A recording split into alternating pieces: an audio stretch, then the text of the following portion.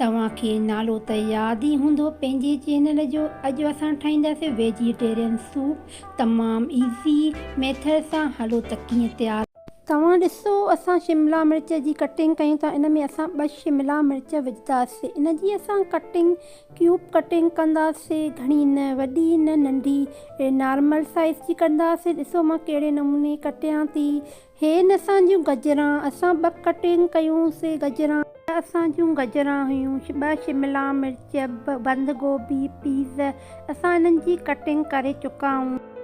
तव्हां ॾिसो, असां हिन में soya sauce, chilli sauce, vinegar इन में सूप ठाहिण में असांजो विझंदासीं। इन में असांखे इहे 3 शयुनि जी ज़रूरत पवंदी ऐं कॉर्नफ्लोर बि विझंदासीं। ॾिसो, असांजो कॉर्नफ्लोर, इहे 3 शयूं असांखे सूप ठाहिण लाइ खपंदियूं।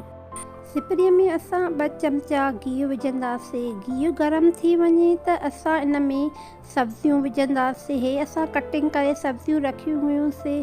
हिन में असां पहिरियों गजर विझंदासीं। जीअं गजर असांजी हल्की सोते थी वञे, इनखे हल्को हल्को पचाईंदासीं, घणो न पचाईंदासीं। जीअं थोरी 2 मिंट खनि असां इनखे पचाईंदासीं, कचोपन इन्हनि जो ख़तमु थी वञे। इन्हनि खे असां कढी छॾींदासीं। हाणे असां इन्हनि खे शिमला मिर्च विझंदासीं उन ई गिह में। तव्हांखे गिह जी ज़रूरत पए त तव्हां ॿियो बि गिहु विझी सघो था। इनखे बि शिमला मिर्चनि खे बि असां 2 मिंट पचाईंदासीं। ॾिसो असां कीअं पचायोसीं। हाणे असां इनखे कढी छॾींदासीं।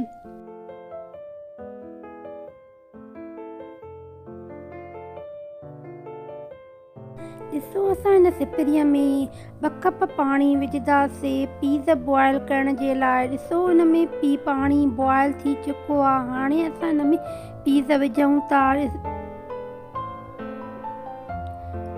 पीज़ असांजा बॉयल थी चुका आहिनि। हाणे असां हिन में आहिस्ते आहिस्ते सब्जियूं विझंदासीं, गजरां, बंद गोभी।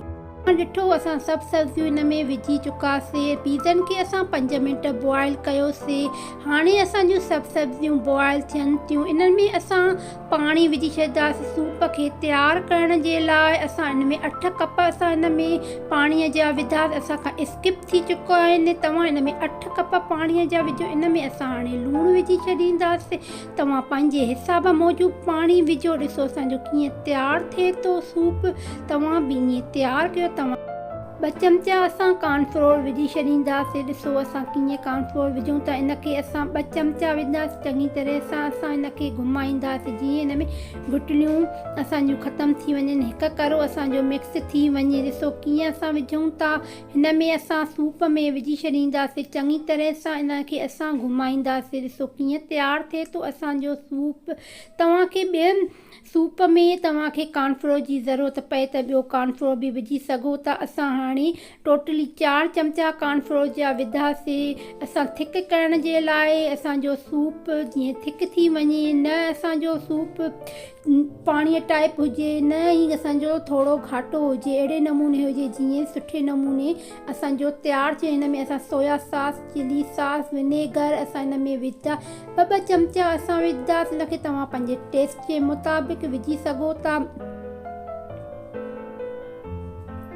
तव्हां ॾिसो असांजो कीअं तयारु थिए थो सूप, यमी सूप। हाणे असां हिन में ब्लैक पेपर विझी छॾींदा। तव्हां पंहिंजे टेस्ट जे मुताबिक़ हिन में ब्लैक पेपर विझो। तव्हां ॾिसो असांजो कीअं सूप।